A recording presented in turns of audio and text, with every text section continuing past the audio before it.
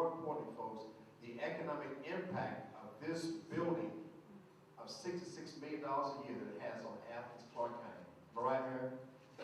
Absolutely. So, ladies and gentlemen, it is without further ado that it is a pleasure on behalf of the Board of Directors and members of the class to present to the CEO the David H. Nunley Pioneer Award to Paul Kramer.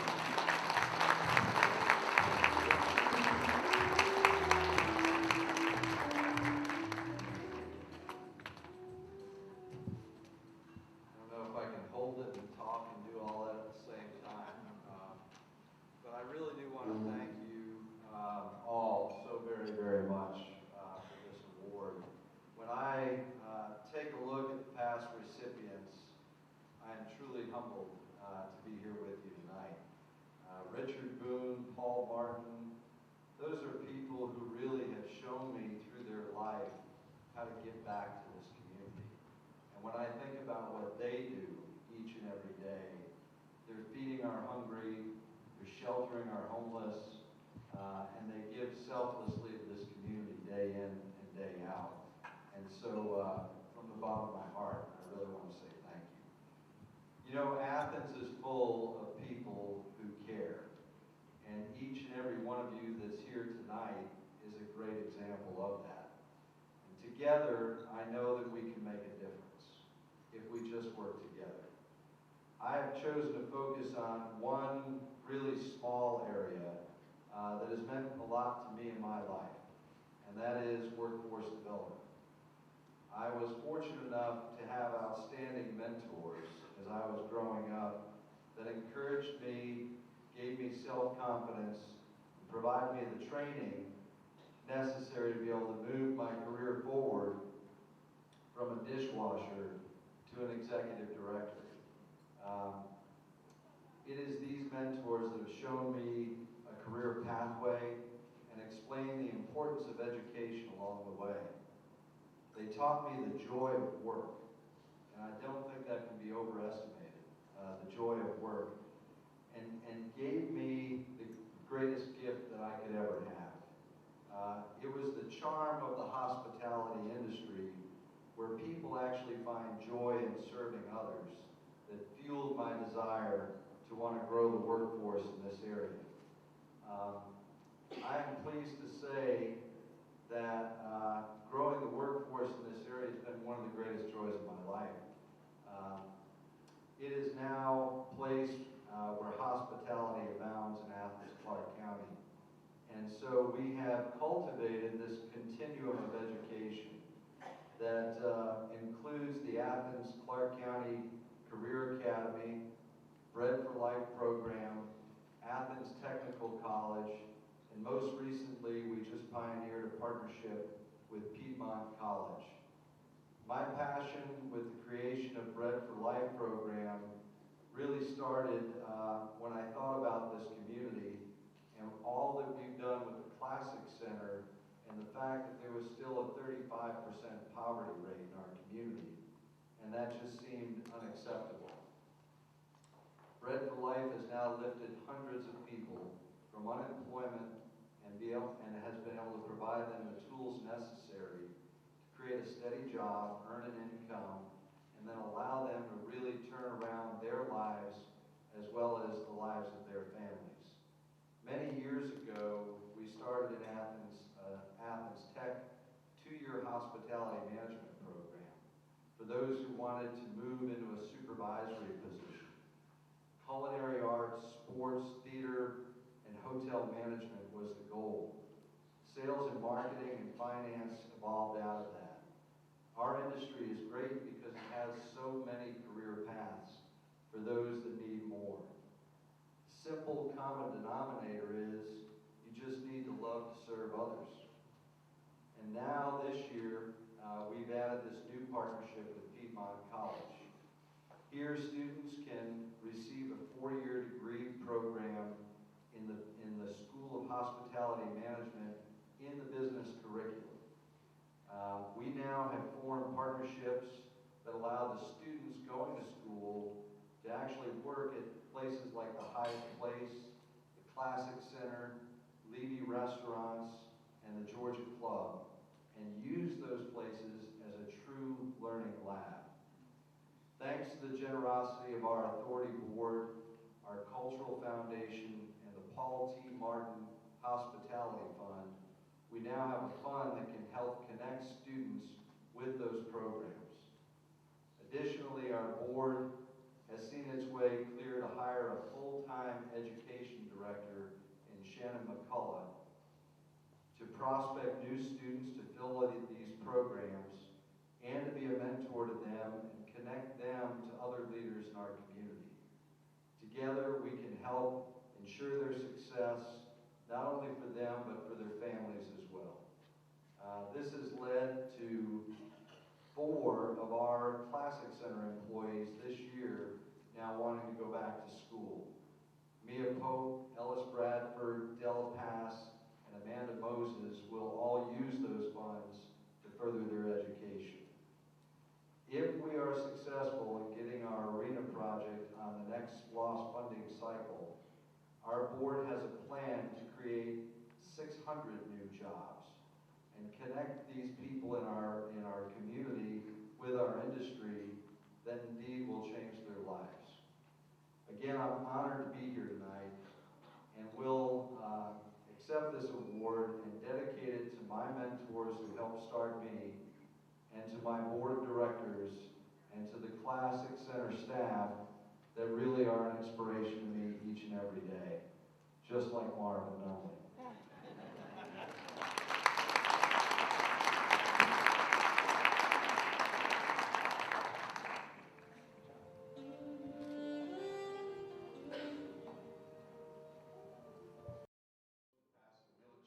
Avenue Baptist Church, because if you're like me, you're hungry, okay? Please join me in prayer.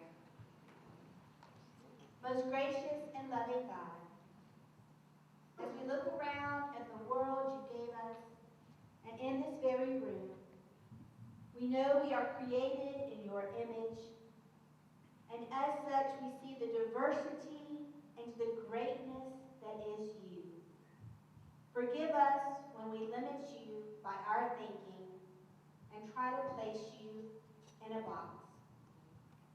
Thank you for this night of celebration, for the event organizers, the honored students, and the many organizations who have given so generously of themselves and their resources. As we pause to give thanks for these our great blessings, help us not to take other blessings for granted. A dry place to gather, delicious food to enjoy, and friends to share the experience. May we remember all those who have gone before us that made all of this possible. For men and women like Dr. King, who regardless of their own health or safety stood up for what you taught us, that all people have value, are created equally and made in your image. Forgive us when we let fear or apathy overtake us and become less than you created us to be. May we be strengthened by the food and resources tonight so that we too can continue the legacy of standing up for what is right and of showing love and kindness to all. As our brother Dr. King once prayed, "O God, in these turbulent days, when fear and doubt are mounting high, give us broad visions, penetrating eyes, and power of endurance. Help us to work with renewed vigor for a warless world, for a better distribution of wealth, and for a brother or sisterhood that transcends race or color. In the name and spirit of Jesus we pray. Amen.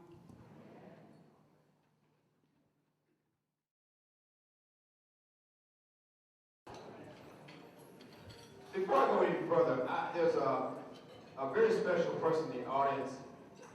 She just retired as mayor of Athens, Clark County. Would y'all please join me in congratulating and thanking our honorable Nancy Denson. Please stand, Nancy. Nancy Denson. We love you, Nancy. We love you here. And by the way, also today is a special day for a number of people in the audience, but one person in particular who's near and dear to the Classic Center as well. It's his birthday. Our board of directors chairman, Mr. Richard. Boom! Richard, stand up. Wave your hand. It's his birthday. Woo! Yes, sir. We love you, Richard. Amen. At this time, I'm going to call Reverend Charlie Maddox, one of our board members and vice president, to come at this time. He shall introduce our speaker for us this evening. And you in for a treat with our speaker, let me tell you right now. This man makes you walk on water. I tell you, that's right. Charlie, come on up here. You warm the water up for him, okay? Stir the water up for him. Good evening. It is great to be here and great to have my newfound friend as our speaker. And I've gotten a chance to introduce him several times, but this is the first time I've gotten to introduce him with his wife present. So I won't say what I've been saying about how he runs everything over there. I'm not going to say how he's the superintendent of the house and the school. I'm not going to tell you how he says he's the supreme commander at home and everybody asks to him. I'm going to give you the other introduction this time. I'm going to give you the other one. He slipped it to me, but yeah, I kind of got off on it. But Dr. Damon Beam has come to us, came in July of 2017, I believe, from one of the greatest places in the world, Milwaukee, Wisconsin. That's where my grandchildren live. All right, John. That makes it great. But he came and he came running. He came and he hit the ground. And I've been here many, many, many years. I've seen superintendents come and superintendents go. I've seen a lot of changes over the years. And I have not been as excited about this superintendent ever. So I'm not going to tell you all about it. He lived in Milwaukee, grew up in Milwaukee. He was a superintendent there. He did all kinds of things. I just want to tell you what he's done since he's been here. He's made a difference. Yes, sir. And that's what we look forward to. So I won't go any further. I'll use the new introduction and just present to you my friend and our superintendent, Dr. Damon Beam.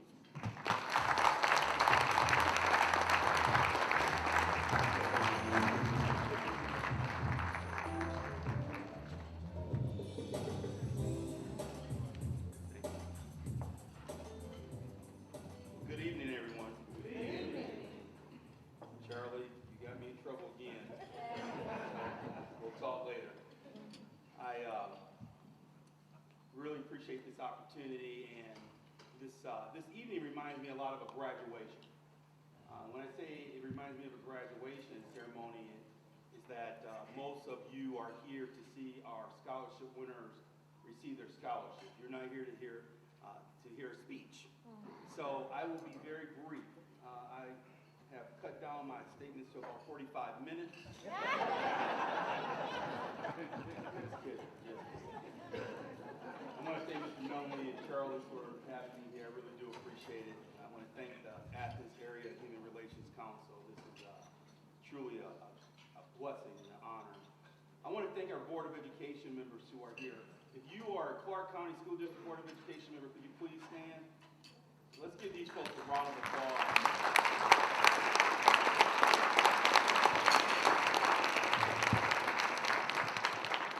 Ruby Worthy is here on behalf of Mr. Worthy. They do very, very difficult work, and I know some of you watch it on our channel when they're in the throes of developing policy. It's one of the few organizations, government agencies, where you see legislation being developed in real time, in live time. And so I do appreciate the time and effort and energy that they put into the work. But the reason why we're here is to congratulate our scholarship winners. If you are a scholarship winner, could you please stand and let's acknowledge these wonderful young people.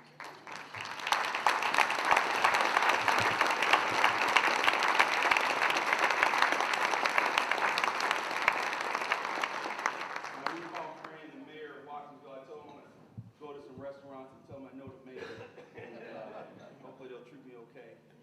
But I know that there are some students from other communities that are being honored this evening. We want to congratulate you all, but in particular, our students from Clark County, we are over the moon proud of you. My comments will be brief. It's really interesting. I'm entering a stage in life where you have to be somewhat reflective, and you're no longer considered the young person in the room. You are truly the middle-aged person. My wife told me that I can't buy a sports car, so the closest thing I have to having a midlife crisis is just reflecting on my time on this earth. And I'm a former history teacher, and I'm also a child of the 80s. And so my daughter doesn't understand that the television I watch is MeTV. And when we wake up in the morning, I'm watching Different Strokes and The Facts of Life. And those of you who are children of the 80s, you know what I'm talking about. That's right. And what you talking about, Louis?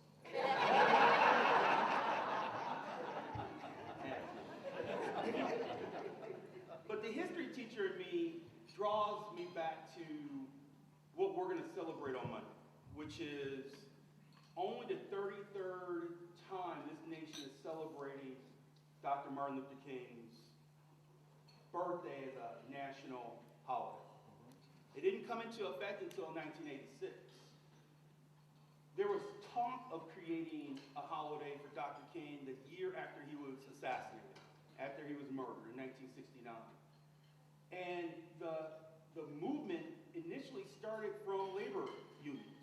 It was labor unions who said, we need to have a day to acknowledge what Dr. King did for us, because the labor unions didn't forget that he was in Memphis advocating for sanitation workers. And I'll come back to that a little bit later.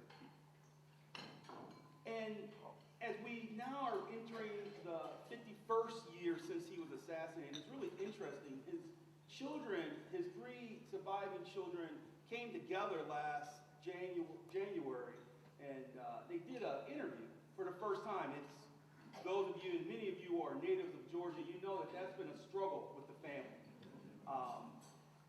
But they came together and they talked a lot about their experience post the assassination and the murder of their dad. And so it was interesting for me to know that in a 2018 CBS News poll, only 53% of all Americans said that they believe only some of Dr. King's dream have been achieved. Only 53% of all Americans said his dream in some way, shape, or form has been achieved. That means at least half of our nation acknowledges that we have a long way to go. His children also said that they believe that their father's legacy has been dumbed down. That has been dumbed down to this image of him having a dream. And that in reality, Martin Luther King was a very radical, scary man to America. Now we've glorified him and we've made him this image of being this nice person. I'm going to try to dispel that this evening. That he was truly an advocate for social justice and racial equality in ways that this nation had never seen before. And so when I thought about what I could title this brief talk to you about, at first I played with this concept of calling it preserving the dream. But when you preserve something, that means you're trying to save it. And so I don't want you to preserve the dream, scholarship winners. So I went to another title. I went to let's fulfill the dream. But how do you fulfill something that's just a dream? That's just a dream. That's just something you're having this dream about. It's something that's not real. So the title of my message to you tonight is to proclaim your treasure. When you proclaim something, that means you are saying, this is mine. And I'm claiming it. And so scholarship winners, I want you to proclaim your treasure. And when I think about proclaiming your treasure, you have to have a role model. Now, this is the 40th anniversary, the 40th time that this community has come together under the name of Martin Luther King to celebrate and to uplift children. Over the 40 years, there's been over $675,000 raised by this organization to give back to scholarships. $675,000. And the heavy lifting is among the people who are in this room. There aren't major corporations dumping thousands of dollars into these scholarships every year. You look at that program, there are natives and there are residents of this community who are saying, every year, I'm going to give you a little bit, young people, to go on and to proclaim your treasure. And so when I think about who is the best role model for you to proclaim that treasure, not to preserve a dream, not to fulfill a dream, I think of Coretta Scott King. So often we talk about Dr. King during this time of the year. And so this is my opportunity. I didn't forget my wife, Charlie. I want to just thank my wife for being here and being my Coretta. You know, it's been difficult for us to move down from Wisconsin and try to claim a new wife. And so she's allowed me to come home late after we have board meetings that go a little longer than normal, Mr. Davis. Thank you, Greg, for those opportunities, among others. But when I think of Coretta Scott King, I was always looking for a woman that was going to kind of be like Coretta. And so Kim is my Coretta.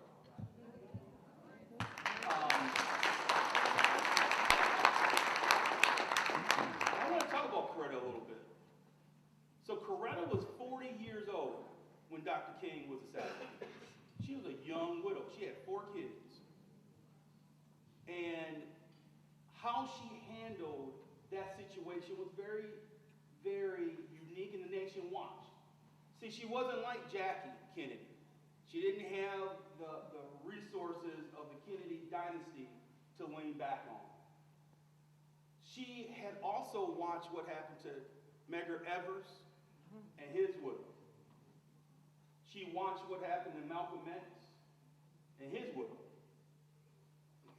And if we look at the last 38 years of Coretta Scott King's life, this is the true role model of proclaiming your treasure. There are 3 components of her life that I want the scholarship winners to remember. The first is she was strategic.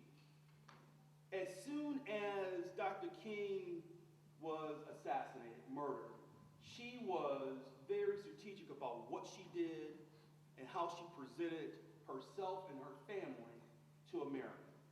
Those of you who are my elders in the room, you will remember Mike Wallace, the very famous newscaster from CBS. He did an interview in the home of the King household, if you remember. It was Christmas 1968. It was after King had been shot, and she wanted to show America, we're still here. We're not going anywhere. We're not going to just go in a corner and ball up and go somewhere and hide. And she made those children talk about what they wanted for Christmas and what their vision was for their lives. Coretta was strategic, and she remained strategic until she passed away. And when I talk about being strategic, scholarship winners, being strategic means that you have to communicate with all people. You have to communicate with people that you may not like. You have to create coalitions and collaborate with people that you may disagree with philosophically. But when you're strategic, you have a goal in mind. You don't just say, I want it this way, or it doesn't happen. You don't go and tell people, well, I'll give you another proposal, and this is what you're going to have to do, or we're going to continue to, I don't know, maybe not function as a government.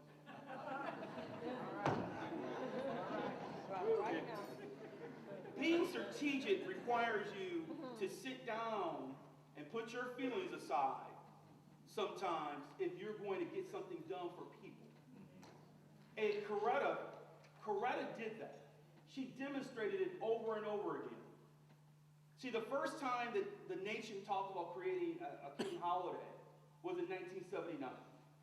You would think with a president who was also from Georgia in the White House, that passage of that bill would have been easy, and it wasn't. It was actually defeated. And Coretta said, that won't happen to me again, my family again. She started collaborating with the music industry. How many of you now, we all know now, that at certain birthday parties you sing the happy birthday song, and then you sing the Stevie Wonder version, happy birthday.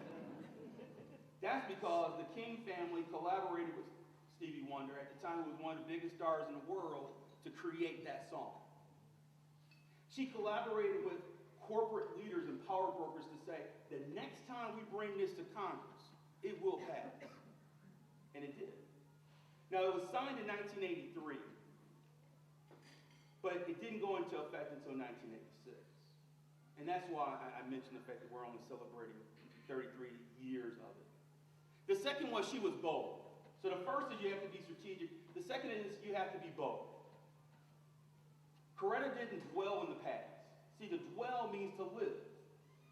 And when you dwell in the past, that means you are living in the past. She never lived in the past.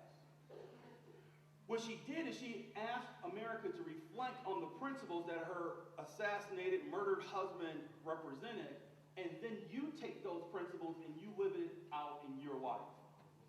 She wanted you to use what he did in his life to then create peace and harmony and a better world for someone else, like the community has been doing here in Athens for now 40 years. Coretta never suffered from CMS disease. You know what CMS disease is, right? CMS disease is could have, should have, might have. She was a bold woman. Because who had the vision of creating a King Center but Coretta? How many of you have been to the King Center? It's something that is powerful, and it makes you reflect, and it makes you think about what are you going to do instead of talking about what I should do, or what I could do, or what I might do. Coretta lived by this principle.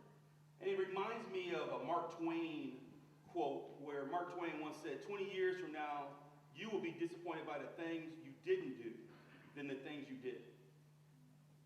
What Mark Twain is saying here is that if you're really, truly a leader, you're going to always look back and say, I could have done more. I should have done more. Charlie mentioned the fact that I've been here in this community now for a little over, it's going to be 2 years soon. It's ironic we're here this evening. So my interviews actually took place right across the street at the hotel. I'll never forget the fact that that's where I was introduced to the board. And at the time, the board that interviewed me said, we are in crisis. And we want and we need a bold leader that's going to help our children. Because we can't continue to allow them to be held back and to not allow them to fulfill their true destiny, to proclaim their treasure. And so when I heard that type of talk, I said, I went back home to Wisconsin. And I said, well, Kim, first of all, it's so much warmer down here. But then I said, protest, in order to break down all those barriers that make it impossible for the dream to be realized. Now I know that there are those people who will argue that we must wait on something. But we have no time to wait. When I think about our condition here in Clark County, I believe that the words of Dr. King rings true. So as educators, we can't wait for poverty to be eradicated.